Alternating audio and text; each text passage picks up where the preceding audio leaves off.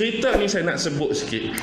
Setengah orang-orang di luar dia marah bila kita cerita benda-benda macam ni. Dia kadang-kadang tak faham apa yang disebut sebagai analogi. Dia kadang-kadang tak faham cerita macam ni kita anggap sebagai pengukuhan dan penguat kepada kisah yang kita nak sebut.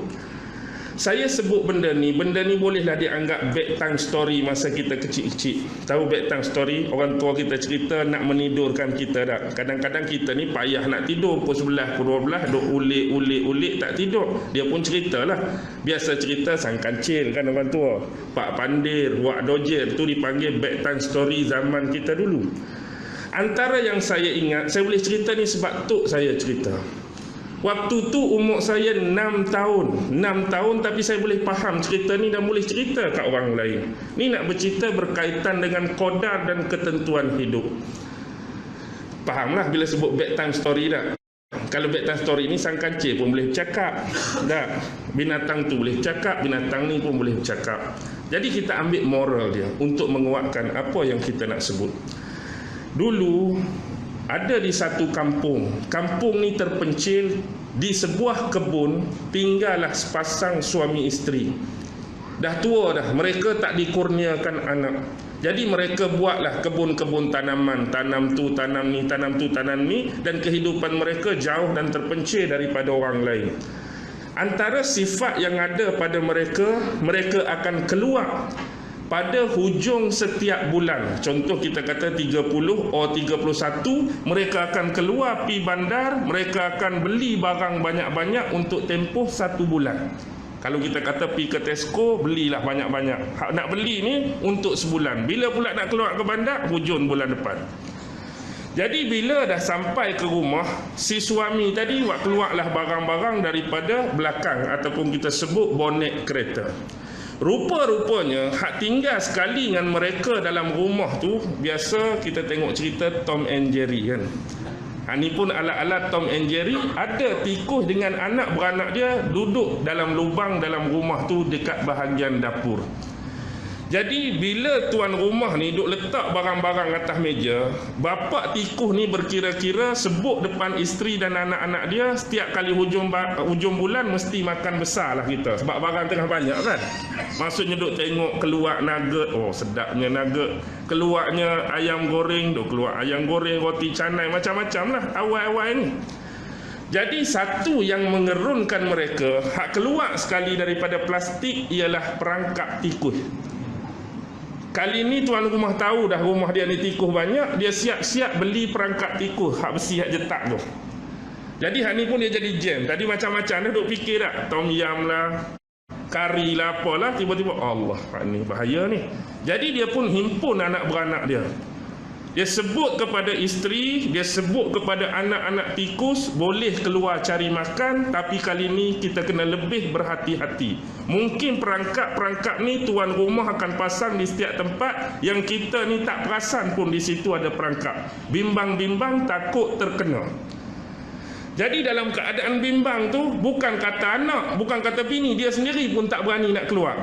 Takut dia letak tu tempat yang tersembunyi yang kita tu akan terkena. Jadi duk main fikir lapak tak lapak, dia pun keluar daripada rumah. Bila dia keluar daripada rumah, dia menuju ke satu semak di belakang rumah tu. Tiba-tiba dalam semak tu ada ular. Ular ni pula ular yang memang duk lapak dah. Ular besar yang lapar bila tengok tikus aku mana? Kira nak terekam je lah tikus ni. Jadi ular tu tanya, mula-mula dia nak terekam, tapi dia tengok tikus ni muka sedih, dia tak jadi. Maksudnya ular tu ada peri juga. Dah kawan tu duk sedih dah. Dia pun tanya, tikus, yang kamu duk sedih ni pasal apa? Pasal apa masuk dalam semak ni, kan kamu tahu bahaya, terutama ancaman-ancaman kaum kami ular ni yang suka makan jenis kamu ni. Sebenarnya aku nak kongsi cerita dengan kamu. Sebelum ni aku duk makan bebas dalam rumah tuan tu. Tapi selepas hari ni dia beli perangkap tu, aku kena cari makanan di luar rumah pula. Jadi aku duk cari-cari ikut luar tu, tak ada yang aku boleh bagi kat bini dan anak-anak tikus aku. Jadi aku masuk nak cari dalam semak ni pula, tiba-tiba jumpa kamu. Kamu pula nak makan aku tapi tak jadi. Oh, kalau gitu sedih cerita kamu, balik Ular tu suruh balik, tapi jangan jumpa kali kedua, sebab aku pun duk lapak ni. Kalau hang mari kali kedua lagi, memang aku ngap sungguh lah. Jadi dia pun sedih, tapi puas hatilah dia duk cerita dah masalah dia. Dia pun pi lalu kok ternakkan tuan rumah. Tuan rumah dia bela ayam, dia bela kambing, dia bela lembu. Jadi dia pun jumpa geng-geng ayam dalam rebang. Macam mana ni ayam, aku ni payah nak cari makan. Ayam kata apa? Apa yang kamu sebut tu langsung tak ada kena mengena dengan hidup aku. Hak jadi nak payah cari makan kamu. Aku hari-hari tuan rumah duk tabuk makanan. Hari-hari tuan kita duk bagi makanan, tak ada masalah bagi aku. Yang kamu nak cerita lapar ke, susah ke, payah kamu. Jadi kami tak mau campur. Seolah-olah orang tak mau ambil tahu. Pi pula kandang kambing. Kambing pun samalah. Tuan rumah duk bagi dedak hari-hari, duk bagi makan hari-hari, kami tak mau campur. Pi pula jumpa lembu, lagilah lembu pun tak. Kami dilepaskan oleh Tuhan di padang-padang. Rumput ni ada di setiap mana-mana tempat. Kami tak perlu risau pun bak makan. Kalau kamu risau, kamu fikirlah diri kamu sendiri. Baik. Bila tiba waktu malam, maka bermulalah segala-galanya. Sedang tuan rumah satu kelamin ni duk tidur, tiba-tiba agak ke tengah malam tu bunyi jentapan perangkat tikus tu kena. Jadi bila bunyi, tuan rumah bangun. Lelaki ni biasa malas bangun kan. Sama nak buat susu anak pun perempuan akan bangun. Ni pun bini dia bangun. Bila bini dia dia buka pintu pula, lampu tandas. Bila dia buka lampu tandas, di situ suami dia dah pasang dah depan pintu tandas. Yang terkena tu bukan tikus, tapi ular. Ular dalam semak tadi. Rupa-rupanya ular tu bila dia lapak campur dia panas, dia nak cari sumber air. Ular tu dahaga. Jadi bila dia masuk ke dalam tandas tu dan dia nak keluar dekat pintu tu, kena ekor dia. Bila kena hujung ekor dia, hak bahagian badan dengan kepala tu okey lagi. Hak tulah pi patuk betih bini tuan rumah. Jadi bila kena patuk, bini dia tu rebah, bini dia jatuh. Lalu tuan rumah dengar gedegum tu, keluar, tengok bini dia dah kena patuk. Dia ambil kayu, dia pukul-pukul ular tu sampai mati. Matilah ular tu.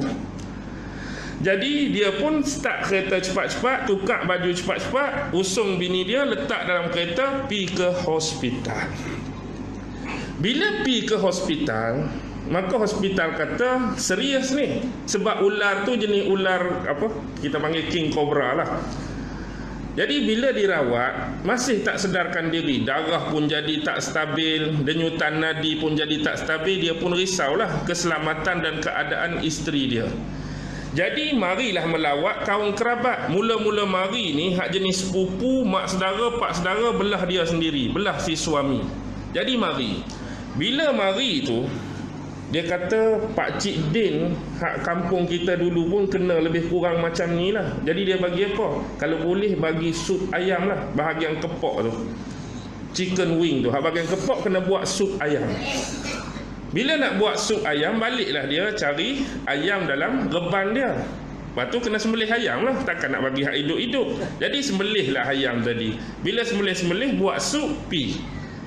Bagi kat isteri, duduk 2-3 jam, tak jalan juga, denyutan nadi dengan jantung masih tak sekata, tak stabil, tak boleh ni. Lepas tu, bila kawan ni balik, mari pula pak saudara, mak saudara, hak belah bini. Ada cerita juga, dulu orang kampung kita pun kena patuk lagu ni juga. Tapi cara dia kena buat sup hati kambing. Jadi balik ke rumah, sembelih kambing. Bila sembelih kambing, ambil hati kambing, buat sup, pi, bagi, tak jalan juga. Last sekali, duduk 2-3 hari, takdir Allah umur tak panjang, isteri dia meninggal. Bila isteri dia meninggal, maka ditanam, diuruskan jenazah dan mayat dia. Malam tu nak buat tahlil. Jadi nak buat tahlil, nak panggil orang, kena sembelih lembu. Maka sembelih lembu, buat kari, buat gulai, jamu orang. Kita tengok di sini, orang yang takutkan kematian, takutkan kebinasaan pada diri dan keluarga, siapa? Tikus. Tapi dalam kes ni, hak selamat dan hak terus hidup siapa? terus hidup. Tikus terus hidup. Padahal dia hak paling takut tak ada makanan kan mati, kena makan kat ulat kan mati, terpijak dengan kambing ke terpijak dengan lembu kat kandang mungkin mati. Dia duk risau pasal diri dia. Tapi takdir menentukan segala-galanya. Ulat nak makan dia siang tadi, ulat tu paling awal mampus. Kalau itu ketentuan dia. Ayam hak kata tak ada kena mengena dengan kami. Kami hari-hari diberi makan oleh Tuhan. Hari-hari, bukan time hang nak mati lagi. Tapi time hang nak mati, tu je. Nak buat sup ayam, hang kena sembelih. Akhir sekali semua benda tu, semua hak tak mau layan dia, semua dah dijenazahkan dah dalam kes ni. Kes ni sebenarnya kita nak cari punca qadar yang ditentukan. Tak mestinya apa yang kita risau dan bimbang tu berlaku atas kita, tapi ketentuan tu. Dan begitu juga jangan letakkan keselesaan ni pada konteks-konteks binatang tadi. Kita jangan letakkan keselesaan ayam tu atas kita. Jangan letakkan keselesaan kambing atas kita. Jangan letakkan keselesaan lembu atas kita. Bila-bila masa saja, bila umur dah sampai, waktu dah sampai, kita akan dipanggil. Boleh faham tak? Dah saya hak masa tu umur 6 tahun pun boleh faham. Takkan hak lah ni 60 tahun tak boleh faham? InsyaAllah boleh ya. Okey. Yang satu lagi kita akan nak bawa, bila kita sebut tentang mencari kebahagiaan dan redha hakiki.